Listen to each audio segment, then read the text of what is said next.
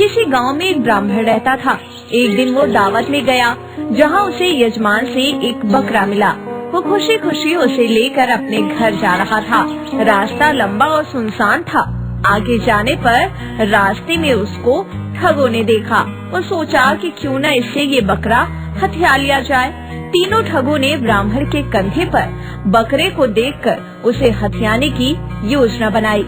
जैसे ही ब्राह्मण आगे गया, एक ठग ने ब्राह्मण को रोककर कहा, अरे पंडित जी, ये क्या अनर्थ कर रहे हैं आप अपने कंधे पर क्या उठा कर ले जा रहे हैं?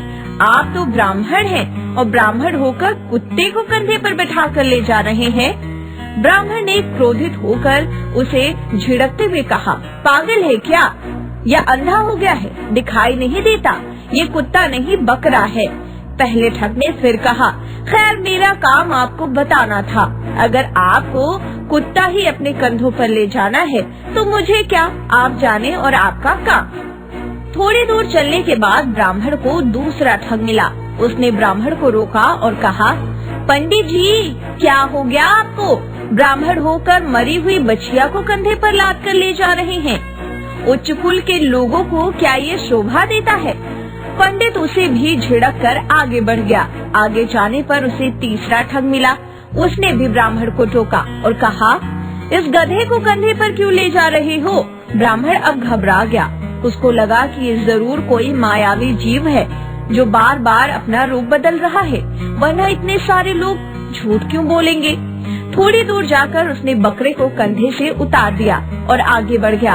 इधर तीनों ठग ने उस बकरे को हथिया लिया और उस ब्राह्मण की मूर्खता पर उनको हंसी भी आई। इस कहानी से हमें यही सीख मिलती है दोस्तों कि कहते हैं कि किसी झूठ को बार बार बोलने से वो सच की तरह लगने लगता है। इसलिए अपने दिमाग से काम लें और अपने आप पर विश्वास रखें। एक समय की बात है, शांति नगर नाम का एक गांव था। उस गांव में ढोलू और भोलू नाम के दो मित्र रहते थे। वो दोनों बहुत शैतानियां करते थे और गांव वालों को परेशान करते थे। उन दोनों के पास कोई काम नहीं था। वो दोनों एक नंबर के आलसी थे। वो दिन भर बैठे बैठे बातें करते और ख्याली पुलाव पकाते रहते थे। पूरा गांव उन दोनों से बहुत परेशान था। एक दिन, यार भोलू, मैंने कल रात एक सपना देखा। क्या? कि हमें एक जादुई बैग मिल गया जिसमें हम जितनी बार भी हाथ डाले उतनी बार पैसा निकल कर आता। भाई, तूने ये सपना सुबह देखा था क्या? नहीं भाई, रात में। ओहो, अगर सुबह देख लेता तो यह सपना सच होता। भाई एक काम करूंगा, कल से सुबह के समय ही सोऊंगा, जिससे सोने के बाद सुबह अच्छे अच्छे सपने आए और दोपहर में पूरे हो जाएं। हाँ, ये तरकीब अच्छी है। तभी वहाँ से मोटू लाला गुजरता है और ढोलू भोलू को देखकर बोलता है, अरे वो ढोलू भोलू, ये ख्याली पुलाव पकाने बंद करो और कोई काम धाम कर लो। ओ लाला, चला जा अपना ये बड़ा सा पेट लेकर। कल मेरे को जब कोई जादुई शक्ति मिलेगी ना तो सबसे पहले तेरी ही टोपी खींचूंगा। अरे जाने दे भाई, इसे क्या पता हमारे फ्यूचर प्लान्स के बारे में। इन बेवकूफों को समझाना ही बेकार है। भाई यहाँ से चल, वरना ये गांव वाले आकर बार बार हमको ताना देंगे।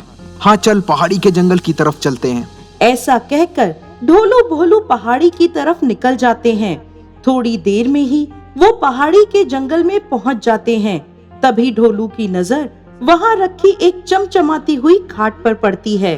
भाई वो देख, जंगल में किसी ने अपनी खाट रखी हुई है। अरे हाँ, लगता है किसी ने हमारे लिए ही ये खाट रखी है। चल उस पर बैठकर बातें करते हैं। ढोलू और भोलू फटाक से जाकर उस खाट के ऊपर बैठ जाते हैं। पर ये खाट यहाँ पर रखी किसने? भाई मुझे लगता है कि ये खाट जादुई खाट है। क्या?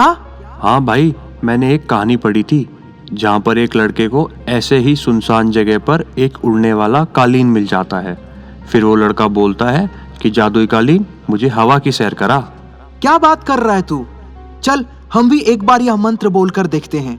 हे जादुई खाट, हमें हवा की सैर करा। ढोलू के ये शब्द बोलते ही वो खाट सच में हवा में उड़ने लगती है।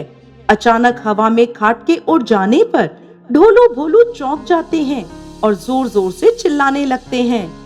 भाई मैंने कहा था ना, देख हो गया ना जादू। हाँ मेरे भाई, अब तो पूरे गांव वालों की नाक में दम कर देंगे इस जादुई खाट की मदद से। दोनों की मनगढ़ंत कहानी आज सत्य हो गई। उनको एक जादुई खाट मिल गई थी। फिर ढोलू और भोलू वो खाट गांव में ले जाते हैं।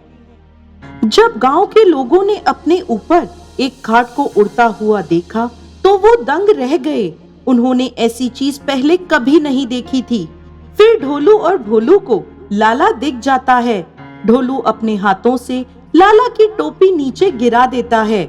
जब लाला की नजर ऊपर पड़ती है तो वो देखता है कि ढोलू भोलू एक उड़ती हुई खाट पर बैठे हैं। लाला देख, हमें जादुई खाट मिली है, वो भी उड़ने वाली। मैंने कहा था ना, सबसे पहले तेरी टोपी गिराऊंगा। चल भोलू। हे भगवान, अब तो बंदरों के हाथ में बंदूक लग गई है। भगवान ही भला करे इस गांव का। उस उड़ने वाली खाट पर बैठकर ढोलू भोलू रोज गांव की सैर करते और लोगों को परेशान करते। कभी किसी का घड़ा फोड़ देते तो कभी किसी की बगिया उजाड़ देते। गांव वाले भी अब ढोलू भोलू से बहुत परेशान हो चुके थे।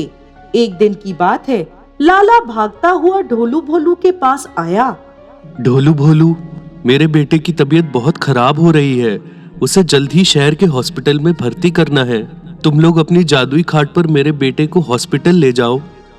अगर वो जल्द ही हॉस्पिटल नहीं पहुंचा तो उसकी जान को खतरा है और तुम ही लोग हो जो उसे जल्द से जल्द ले जा सकते हो। लाला की ये बात सुनकर ढोलू भोलू को उस पर तरस आ जाता है। अरे लाला जी, आप ऐसे हाथ मत जोड़िए।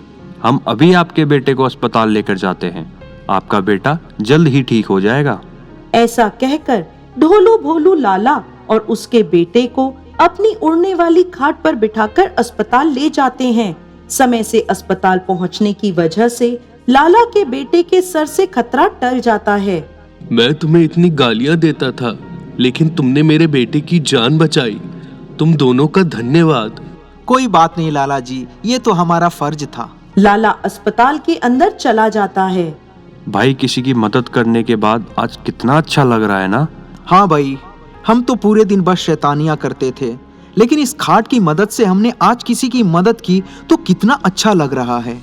भाई, आज से हम लोगों को परेशान नहीं करेंगे, बल्कि इस खाट की मदद से उनकी मदद ही करेंगे। हाँ भाई। इस हादसे के बाद ढोलू और भोलू के ये समझ में आ गया कि किसी की मदद करने से जो आनंद मिलता है वो शरारत करके और किसी को परेशान करके नहीं मिलता। इसके बाद से ढोलू और भोलू किसी न किसी तरीके से गांव वालों की मदद करने में लग गए। ढोलू और भोलू अब गांव वालों के चहेते बन गए थे।